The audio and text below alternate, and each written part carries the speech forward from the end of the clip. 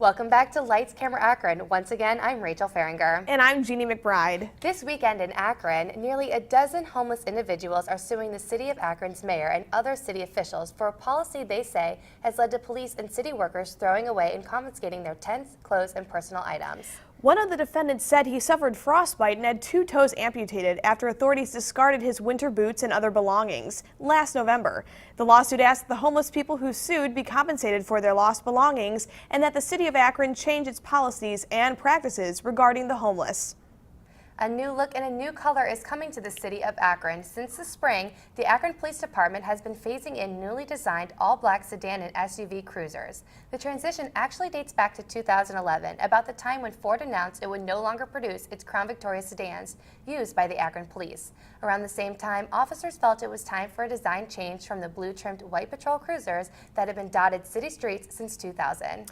Going to all-black vehicles, however, marks a major swing from the all-white cruisers that date back to 1970. By year's end, there will be 20 new SUVs and 6 sedans on the road. Many of the older white cars will remain as backup vehicles before they are discarded. Speaking of black, Piper Kerman, author and creator of Orange is the New Black, My Year in a Woman's Prison, will be at E.J. Thomas Hall this coming week as Kerman will reflect on the 15 months that she spent in the Danbury Correctional Facility for a crime she had committed 10 years prior as a very brief, very careless dalliance in the world of drug trafficking. Kerman will be stopping by E.J. Thomas Hall to speak with students about her very interesting journey. Tickets are now available at E.J. Thomas box office or online at uaevents.com. In other news, the Student Recreation and Wellness Center is celebrating their 10-year anniversary. I decided to see what it takes to make Akron's rec one of the top in the nation. The Student Recreation and Wellness Center is celebrating its 10-year anniversary. From the diversity games, cannonball contests, to more serious uses such as the current 2014 MAC Champion swim team practice location and top-of-the-line fitness center to avoid the freshman 15, the Student Recreation and Wellness Center has a lot to be proud of. One area that is sometimes overshadowed by the rec side is the Ozick Natatorium. What's so special, or what exactly happens in the ONAT? I took a closer look to see how the ONAT has contributed to the Student Recreation and Wellness Center's 10-year celebration and becoming one of the best university recreation centers in the United States thanks to the hardworking staff.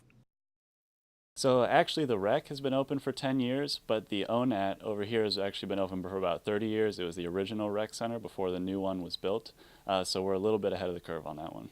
In the pool we have various programs that come in. We have a couple club teams like the water polo team, as well as the Zippy multi-sport swim club team that comes in.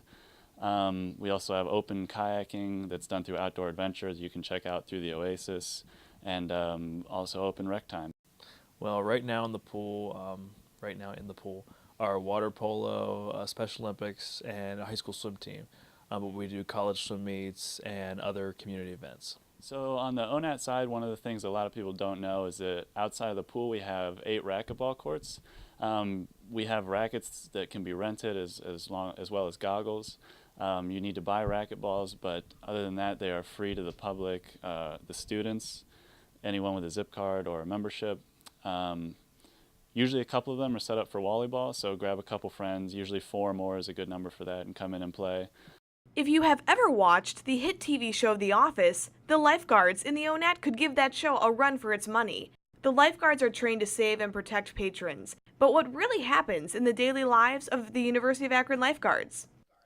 To be a lifeguard, you have to go through the CPR and first aid training as well as a lifeguard training to actually get certified to work here.